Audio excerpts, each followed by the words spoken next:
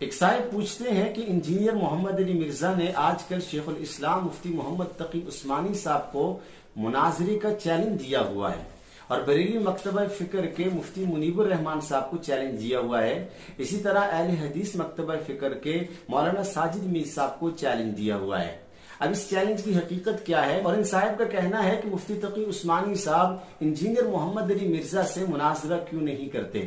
اس کا مختصر سے جواب تو میں یہ دوں گا کہ انجینئر محمد علی مرزا صاحب کا مناظرہ کرنے کا موڈ نہیں ہے. انجینئر محمد علی مرزا کے چیلنج کا مختصر جواب یہ ہے کہ ان کا مقصد مارکیٹنگ ہے، بس اتنا ہی مقصد ہے، وگرنہ ان کا مناظرے والا شوق پورا کرنے کے لیے 20 احباب تشریف لائے، لیکن مجال ہے کہ مرزا صاحب اپنے گھر سے باہر نکلے ہوں.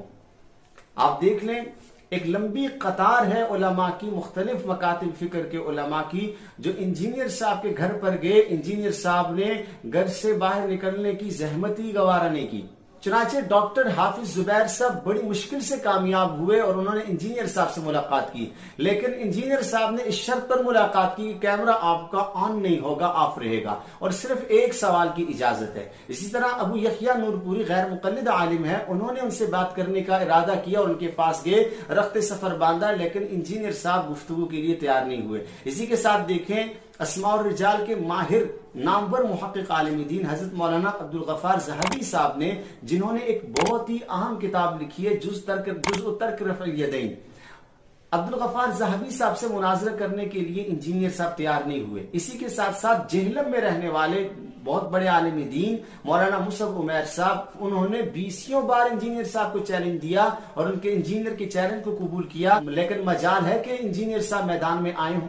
اور یہ تو ساری دنیا نے دیکھ لیا. کراچی سے آئے ہوئے نامور عالم دین مفتی طارق مسعود صاحب، وہ کراچی سے آئے اور جہلم میں 3 دن گزارے. انجینئر صاحب کو پوری دنیا کے سامنے شکست فاش دی، کیونکہ انجینئر صاحب دعوے کے باوجود گھر سے باہر نہیں نکلے. اور اسی کے ساتھ ساتھ 20 علماء ان کو چیلنج دے چکے ہیں. خود آپ اندازہ لگائیں، اس وقت اماد الاسلام جنہوں نے انجینئر صاحب کے نقطۂ نظر سے برات کا اعلان کیا اور انجینئر کو چھوڑ کے چلے گئے، اب وہ چیلنج دے رہے ہیں. انجینئر کی مجال کیا ہے کہ انجینئر صاحب ان سے مناظرہ کر لیں.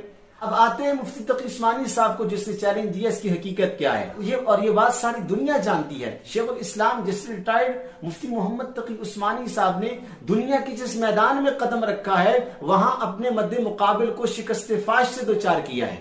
آپ دیکھیں، آپ سودی بینکاری کا معاملہ ہو، انکار حدیث کا معاملہ ہو، اتھارٹی آف سنہ حجیت حدیث کے عنوان پر لکھا اور منکرین حدیث کو جواب دے دیا. قرآن حکیم کی تفسیر کا میدان سجا، 20 لاکھوں مفسرین آئے، لیکن مفتی تقی عثمانی صاحب نے آسان ترجمہ قرآن، آسان تفسیر قرآن لکھی.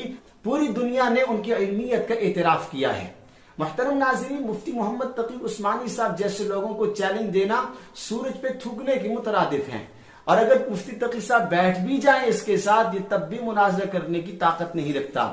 لیکن سوچنے کی بات تو یہ ہے کہ انجینئر محمد علی مرزا، جو قرآن درست نہ پڑھ سکے، جس کو تجوید کے الف اور با کا پتہ نہیں، جو عبارت نہ پڑھ سکے، جو قرآن کا ماہر نہیں، جو حدیث کا ماہر نہیں، جو علوم عالیہ اور عالیہ کا ماہر نہیں، جس کو صرف نحو کی ہوا تک نہیں لگی، اتنے بڑے عالم اسلام کے اتنے بڑے عالم دین جن کے علم کا اعتراف دنیا کا ہر مذہب کرتا ہے، اسلامی ہر فرقہ کرتا ہے، ہر اسکول آف تھاٹ ان کو عظمت اور احترام کی نگاہ سے دیکھتا ہے، کیا یہ بے وقوفی نہیں ہوگی موسمی مینڈکوں کو حضرت مفتی محمد تقی عثمانی صاحب کے مقابلے بٹھا دیا جائے؟ تو اس سے بڑی حماقت کیا ہو سکتی ہے؟